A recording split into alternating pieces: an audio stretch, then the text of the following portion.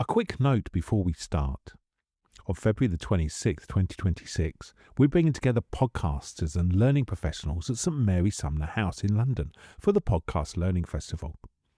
It's a chance to explore how audio storytelling is changing the way organisations learn, share knowledge and build capability. Early bird tickets are on sale at podcastlearningfest.live. The link is in the show notes. Right, let's get into it.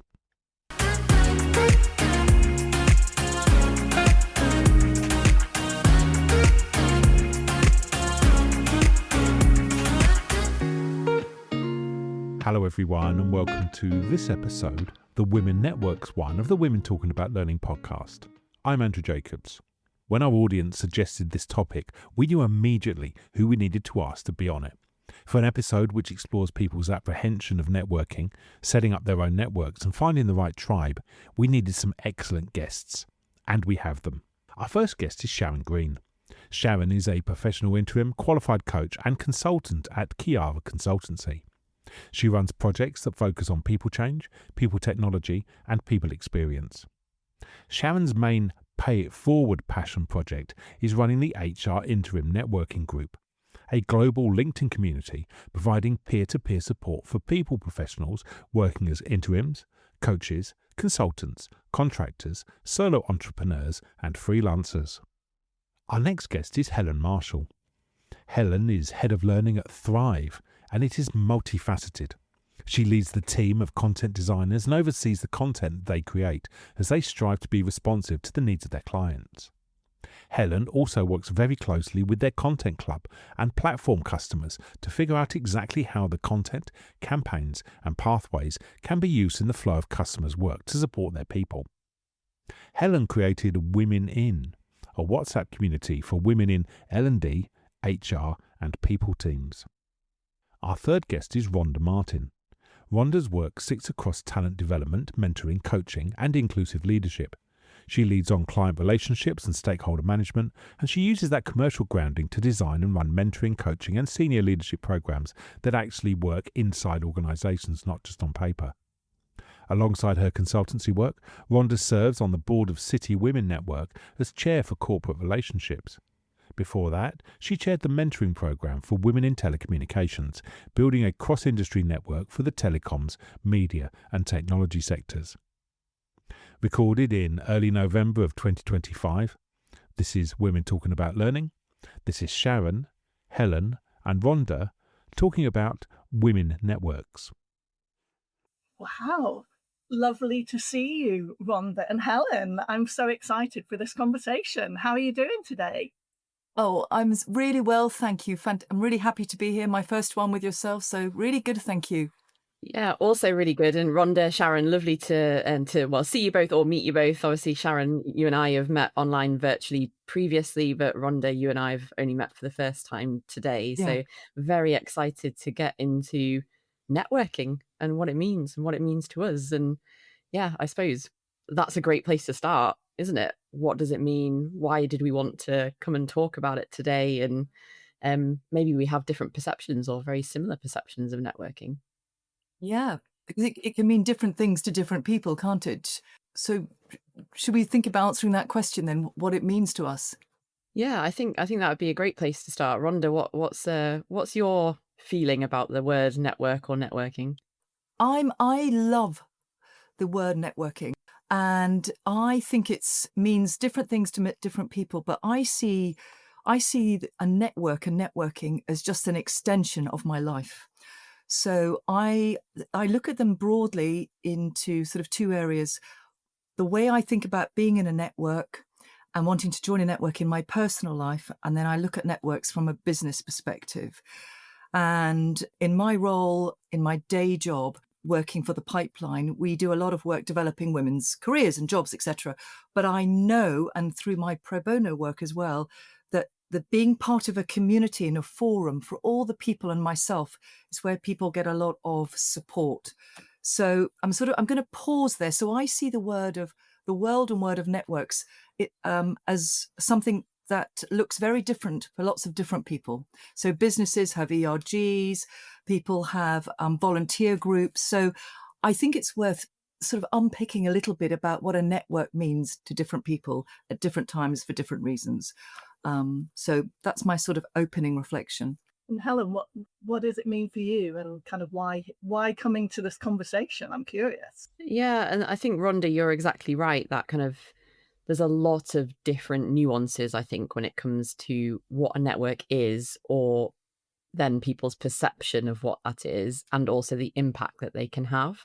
So my perspective on this is I see real value in the types of conversations that you have with people, and have done throughout my career. It's the foundation of any good L&D professional, I think, is the ability to make strong relationships with people. And so in my work, when I've been doing that, I've been thinking, well, actually, it's not only useful from that personal, professional perspective within the, I suppose, confines of an organization, but as you start to step outside of that bubble, the value starts to amplify in terms of how you're networking, who you're networking with, the conversations you have, the perspectives you can bring into your own work, or then even your own business as well. So it's that kind of amplification of knowledge and information that can serve you as an individual in terms of your career, but then also the perspectives that you can bring to those people. And I suppose my real interest in this particular topic was because I'm a founder of a particular network for women called Women In, which is for women in L&D, HR, and associated people spaces, or anything associated with women in that space. And so it's really important for me to recognize that actually this kind of opportunity for people to connect and to share ideas, to learn from each other, to grow together, it was really needed when I set it up, and it's clearly still needed now because we've escalated to over 1,000 members and it's continuing to grow. So there's a need there. And so for me, it's yes, that personal, professional angle, but it's also the how can we contribute more to lifting each other up, to creating space for people, for sharing knowledge, and for that diversity of thought that all of that brings. There's probably even more that I could say, but I'll stop there because I'm conscious I've been talking a while. And Sharon, I'd love to hear your thoughts on this as well. Well, I mean, so much of what you kind of both said kind of resonated, really. What a surprise. That's why I'm here. I think I probably had, in maybe way back, I probably had quite like a negative perception of networking, I think. I think I probably felt that it was a certain type of thing, and that I felt quite nervous about the thought of networking, if I'm honest. And I know that a lot of people who come to my network feel similarly. So I think there was a little bit of a thing about the word and the connotations. But I think over time and over the course of my career, being in a permanent world, but also being independent, I think I've come to kind of reframe it. And for me, it's kind of like, when I break it down as like making connections one conversation at a time, that feels slightly more manageable, a little less scary. I don't really feel that kind of dread, like, how you imagine going into a room full of people you don't know and that you're somehow meant to work the room. And there's these things that I think that can become attached to the words that I don't necessarily feel are helpful and facilitative. But so for me, I'd probably say that calling it my community that I run. So I've always been networked. I've always liked meeting people, a bit like you were saying, both Helen and Rhonda. For me, it's about an extension. I don't really see barriers between community and work. I just feel like it's always on. I had an interesting chat in the coffee shop yesterday with somebody, and we then connected on LinkedIn, which is completely random. Like, for me, it's kind of a bit like just meeting people, basically. And I run a network, and I've got the words of my network is called the HR Intro Networking Community. It's for people who are independent in a people space, basically, whatever they're doing, coaching, contracting, freelancing, solo entrepreneur, whatever. But for me, the community and networking point is really important, because for me, it's a community vibe rather than a networking vibe, but the two are connected. So I'm here because it's personal, and whatever we call it, I guess, I think I see the benefits of amplification, connectivity, learning. For me, feeling a little bit less alone, I guess, when I'm on my own working independently, which is really important. Yeah. And so, so for me, those things are the reasons why I think they're so valuable, and particularly for women, I think. I think there's something about thinking about I know we're here on a sort of podcast thinking about the networks in the context of women, but if we think about what's happening in the world and, the challenges that organizations are facing around DE&I and, the headwinds coming from the USA, the Trump executive orders, etc. I think the role of being in a forum or a community, and we're using the phrase ERG in businesses, is becoming more and more important. I see that with my clients in the last few months, because people need to be able. So, maybe 6 months ago, people could talk more freely about DE&I and inclusion, but I think the need for communities in business world has become even greater. They have a bigger role to play as networks in business life now than perhaps they did before, because they need to be a safe space that people can share, people can bring leaders in, communities that people can bring leaders in to talk about. So I think the role of networks in tradition, in corporate life, which I'm referring to here specifically, is really, really important, probably more important than ever before. And as an individual, you can grow your social capital. And I really like that word social capital when thinking about the networks that you belong to as well. Because if an organization is struggling at the moment with many business issues, if the ERGs and the networks no longer exist, how are organizations going to know what communities and populations think? So I think there needs to continue and be more energy put around keeping the networks in the business life going and thriving. And I think that there's a key critical piece that people don't talk about enough is networks, which is how they are led and managed. And that's another piece, because I belong to the City Women's Network.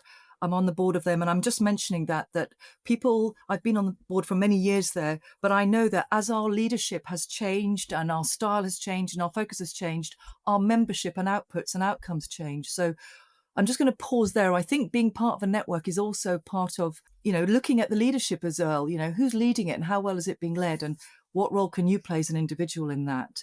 Mm-hmm. Yeah, it's a really important aspect, I think historically, and this is maybe a bit of a sweeping statement, but when it comes to ERGs, and I'm particularly talking from my perspective of seeing ERGs run across a variety of different customers, sectors, industries, that they're often seen as kind of a nice to have, and they're there to create that space for people, but there's no real strategy behind them. And I would say that's historically that's been the perspective, but I'm totally with you, Rhonda, that now there seems to be a changing conversation, and I wonder if that is being driven by that lack of, I don't know, community, essentially, for want of a better word, that we're experiencing in the world in general, and all of the bad stuff that's going on. How is that impacting us? And what, maybe not even all the bad stuff, but the change in technology, with thinking about AI and the fact that we're now leaning more into the humanness of people, then actually we're seeing that value of bringing people together around particular topics and subjects in order to drive change. But you need visionary leaders and people who are going to be accountable for driving the strategy of those ERGs or community groups within an organization to make sure that they're having an impact. And I think that kind of social capital angle you were talking about is definitely right. And I always remember Fiona Barron, who is one of the original members of the Women in Community, who works for a company called T- currently, which is focused on equality in the workplace, saying that your network is your net worth.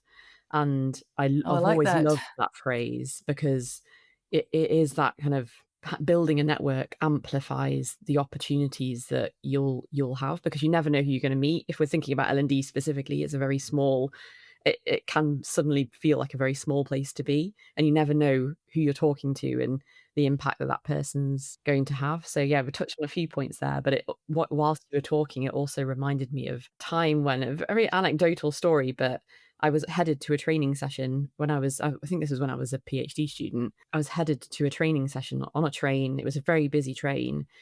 And as you do when the train stops, everyone got up and tried to get off all at once, instead of, waiting like you should do on an airplane for all the lines in front of you to get off before you. And it really annoys me when people do that. So I stopped and then let a lady off, and she was like, "Oh, thank you so much." She got off, and then 10 minutes later, we ended up in the same training room together. and she was actually the person delivering the training session.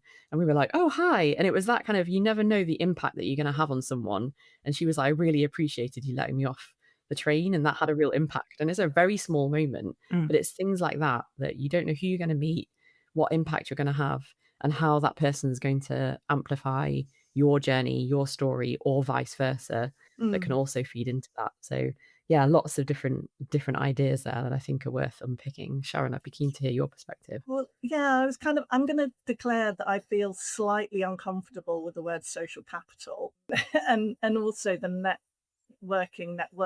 For me, I guess, and that's to do with me, my kind of, I guess, my background, my driver for running a community, and also for what I think sometimes networking can be, particularly I think for women. I am going to gender it because we are on the Women in Learning podcast. So I think that there's something that feels quite, whilst I recognise that it is about social capital on one level. I think if I personally viewed it through that lens all the time, I think there's an element of avoiding the systemic, challenges I think that women have, particularly networking within corporate organizations where they might have an underrepresentation at board level, for example, where networking might be seen as a way of gaining career advancement, which is real, but also it doesn't necessarily facilitate some of the barriers to entry that I think are very real,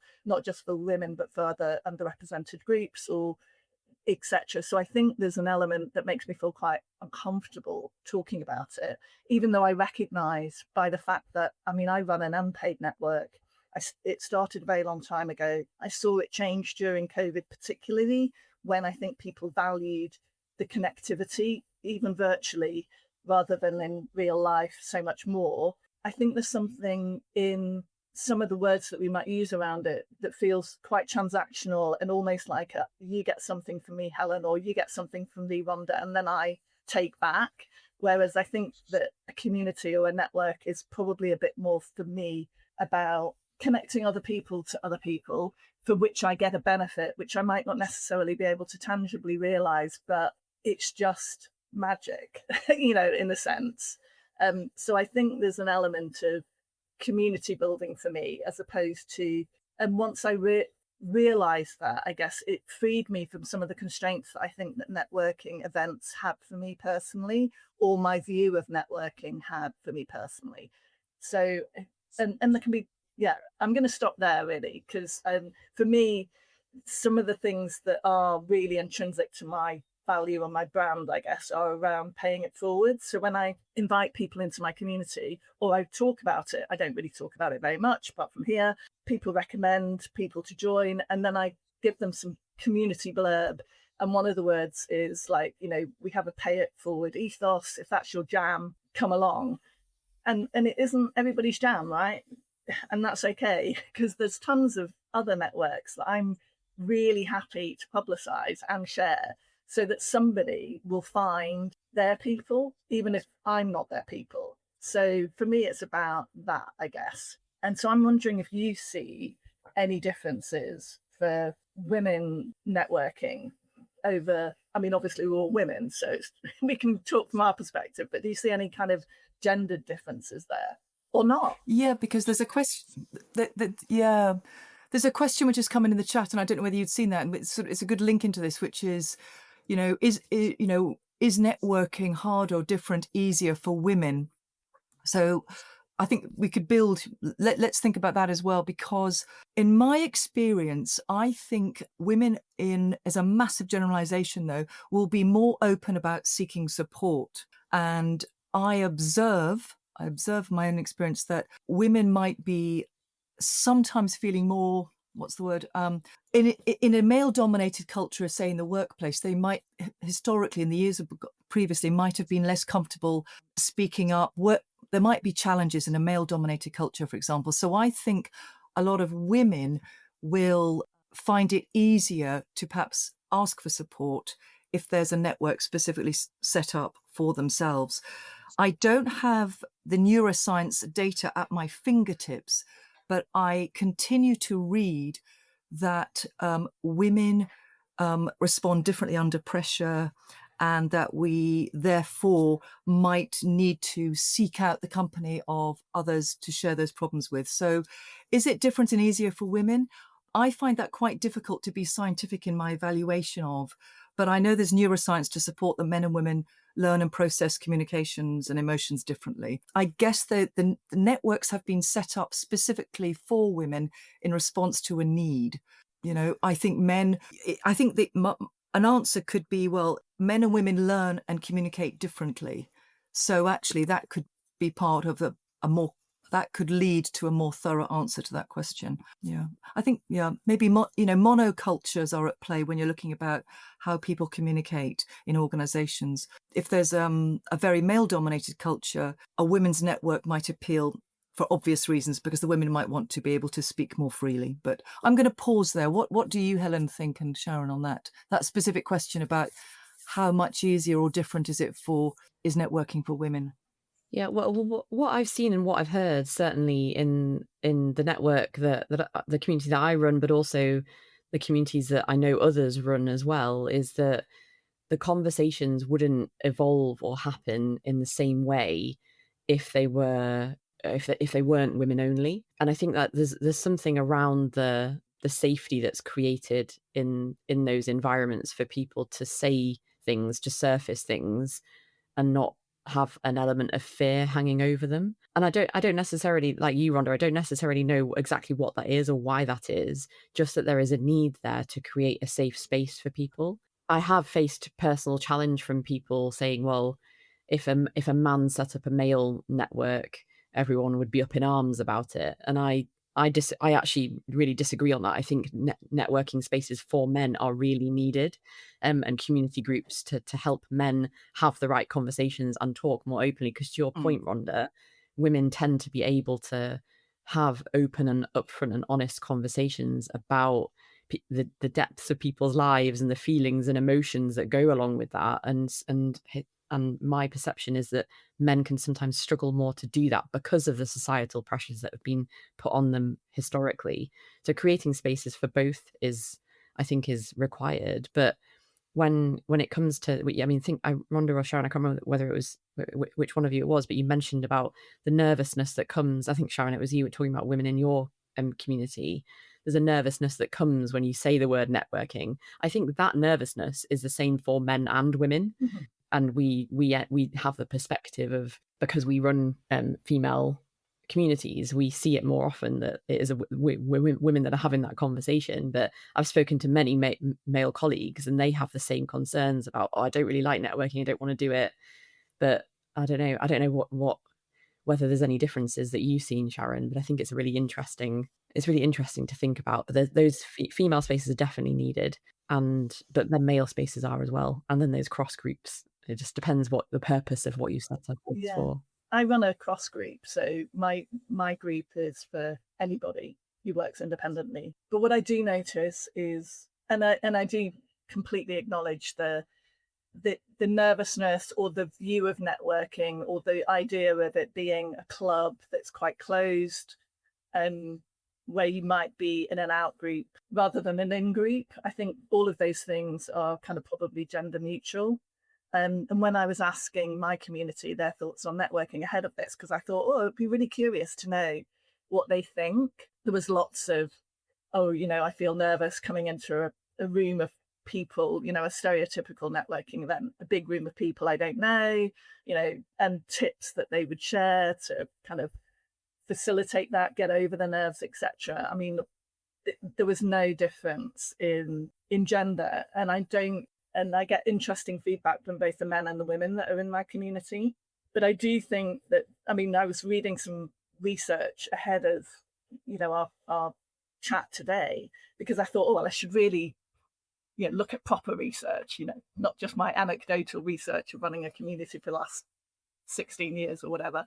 And there was some interesting stuff about how we group together, like similar people group together. And I can definitely see that in my network. I see more women probably than men, and that's probably to do with the fact that I'm a woman, so there's this concept of, us seeking out like-minded people. And so I think there's a responsibility when we run a community or a network, or we bring people together, about creating that safe space that allows people who may have varying feelings about coming together to feel safe.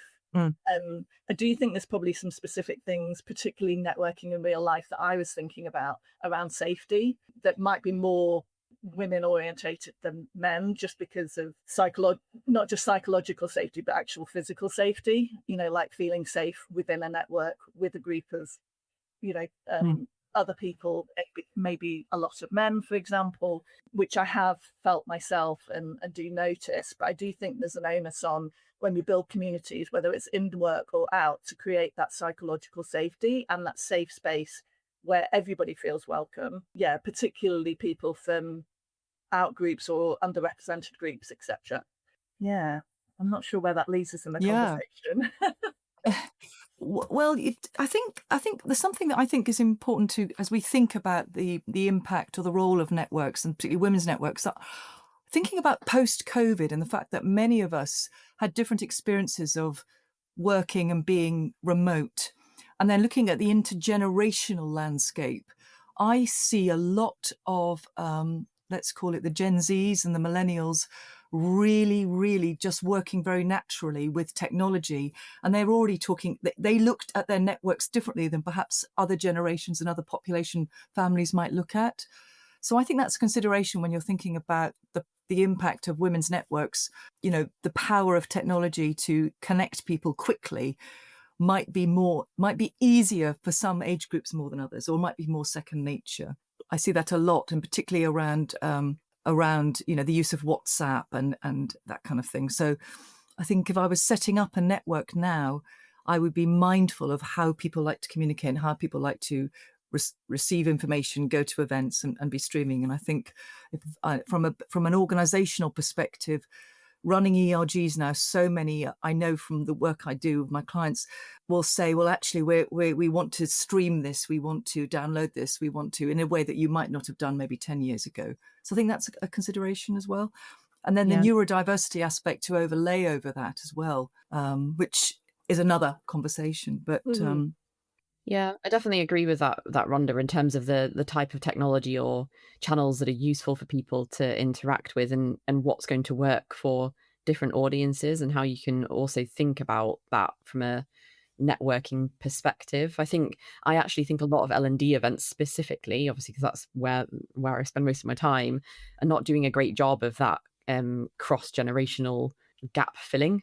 And we're still quite old school when it comes to events. And if you look at kind of the actual events sector itself, doing really great interactive, experience-driven conferences as an example. And then it's not meeting people where they are. So it has this kind of perception of, it always almost causes that friction of I talk about this quite a lot in my own work, but that friction between what people are expecting and what they're actually experiencing. So I definitely think channel matters, particularly for engaging younger generations in the right conversations. And we've never been more globally connected as populations. And I think we can potentially take that for granted a little bit, that actually take it for granted that we're even more, the possibilities of connection are even more at our fingertips. But it's also that disadvantage of, how do you know how to leverage that or utilize it, and get the right information from those places as well? I think it's kind of multi-channel for me. Multi-channel is where it's at, really. So some people I know in my network, so I've got over 3,000 people in the network globally. The majority are in the UK, then the Netherlands is the next biggest audience, and then it spreads out across Europe, and then some kind of outliers both in US, Canada, South America, and then the Far East. And what I see is that people want a mix. So virtual in real life. So everything went virtual during COVID. The WhatsApp channels that I run that are connected to the community, some people join them, some people don't want that. They feel overwhelmed with information. Some people feel less tech savvy about using WhatsApp and searching on it. And, even though I formulate tips to try and help people navigate it, but some people just don't want it. They're overwhelmed and they don't want it. And then LinkedIn being a community area, but then some people are having I guess, second thoughts about that as a platform. And so one of the consistent challenges, I think, is finding the right space and creating whatever the space is, whatever the tool is. For me, it's about creating that, the safety, the values, the purpose, and trying, even as it grows. So we started off as a pub group, right? Very small, meeting in real life. And so even as it grows, keeping the purpose, the intent, and the feeling, I guess, behind it to keep it going and sustaining it. Yeah, and I think that if we bring it back to, say, learning, because obviously this is the Women Talking About Learning podcast, then I guess, do we think, what do we think about networks for L&D? I mean, I'm going to declare my hand. I mean, I learn so much from listening to other people chatting about stuff I have no idea about, right? And I benefit so much. So when people ask me, why do I run this network for free? I kind of like, look, I'm getting all of this wisdom from all of these people about stuff that I had no idea about. And it really makes me think about, if I was back in house again, how my community building experience and expertise would really help internally, particularly around building communities of practice, for example, or getting people to connect across organization, build skills together, learn from each other. So what do you think? But I think building on what you were saying, that bringing it back to skills specifically inside an organization is a really interesting angle from the particular challenges. So I see that particularly smaller scale L&D teams, even individuals, because headcount and budgets have been cut so much, who are acting as individuals now, really crave that network to challenge their best practice, to challenge their ideas, and to think that to say, actually, am I doing the right stuff for my organization?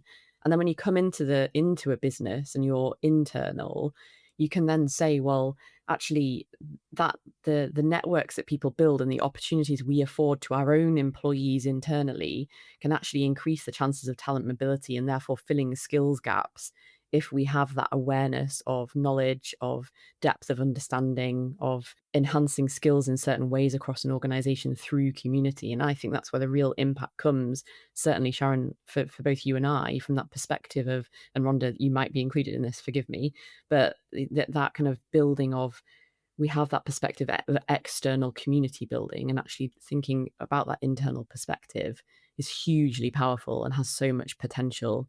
I think, do you agree, Rhonda? Yes, I do. And I do agree with that. But I think I would just add to that what I'm seeing is from the thinking about the learning community, people in organizations looking at L&D and HR, is their bandwidth, they have less bandwidth. They've got to be really operational. Budgets are reduced. Everything is under increasing, the challenges of transformation with performance. HR departments are really looking at, how do I transform the organization, but then we've also got to manage performance. And I see all these tensions.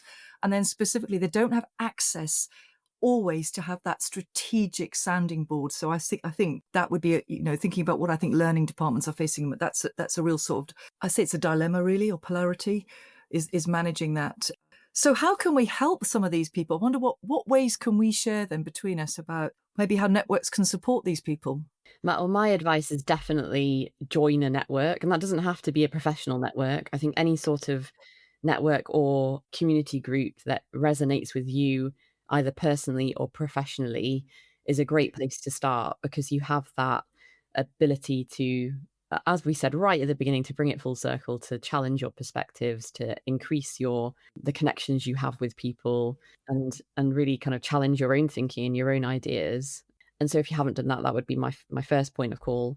And then I think from an organizational perspective, a lot of particularly larger organizations are running ERGs, and they're often side of desk projects. So how can you leverage the network that you have around you to help you to be strategic in what you're trying to deliver, and really understand the business problems that exist within your particular environment, and dig into? I know people will be trying to do that, so I'm not trying to be dismissive and suggesting that no one's doing that, but how can we make sure we're having an impact and communicating that impact effectively, and leveraging the right relationships internally to amplify that perspective and that shift that might be happening? Rhonda, what about you? What are your top tips? So I'm just going to share networks that I think can be helpful when you're working in the kind of learning world. So I think finding out about trade associations, membership bodies, which are aligned to the work you do, and it could be functions or it could be sectors, the Institute of Direct Marketing, the CIPD, the Institute of Chartered Accountants, they all run fantastic events for non-members, even if you're not a member. I would look at some of the LinkedIn groups. It's a nice place to start if you're feeling more reticent about joining something actively in person. I think Eventbrite, which has found me, is a fantastic place where if you show interest in learning events in Manchester or D&I events in London, the algorithm finds things for you. I think it's incredibly effective. And I think there's nothing like good old-fashioned, the proverbial grapevine, reaching out. Where do your colleagues go? Where do the people you want to do business with, where do they hang out? And, where would you like to be? It's like, which communities would you like to belong to? Even if you don't belong to them yet. And there is something also about why not set up your own? So I'm very much an intrapreneur. I'm always focusing about creating communities within businesses as well. Create your own network. And that could be another topic. So I think it's about taking some initiative and just trying a few things. And it's always quite nice to go with someone, or it can be a good way to build relationships if you wanted to say to someone, would you like to come with me to join this particular club or network? And I think it's all about, lastly, you get out what you put in. Yeah, that's such good advice, Rhonda. I completely agree with you. And yeah, I really also like that perspective of just try it, just experiment, just see what happens. And that's why Women In was formed, essentially, is that I picked up on a pattern in conversations that were happening and said, you know what, we're going to have to do something about this and just put something out there. And it's grown and amplified over time, but it was just that, let's just try something and see if it solves a problem. And you never know where it's going to lead. Oh, well, great to speak with you, Helen and Sharon, and good to be exploring this topic more, and look forward to continuing it another time. Yeah, it's been a great conversation. Rhonda, it's been lovely to meet you. Sharon, great to reconnect again. And I hope this has resonated with some people and people find value from the conversation we've had. I certainly have. Great to be involved in this conversation, Helen and Rhonda, and see you on screen. I'm really looking forward to hearing the recording myself. What a great episode to finish this year on. We've recorded some awesome episodes this year, and we have lots more to come. A massive thank you to Sharon, Helen and Rhonda for their insight into this topic and for their time in making this a brilliant recording. We're sure you want to connect with them afterwards, and their details are in the show notes, along with information about how to connect with us here at Women Talking About Learning. Please do remember to like and subscribe to the podcast on your podcast player. It really does make a difference in helping people find and recommend us. As this is the last episode of 2025, we'd like to wish you a very happy Christmas and a successful and peaceful New Year. We're back on January the 6th, 2026, and next time it's the Third Sector One. As always, thank you for listening, and we'll see you again soon.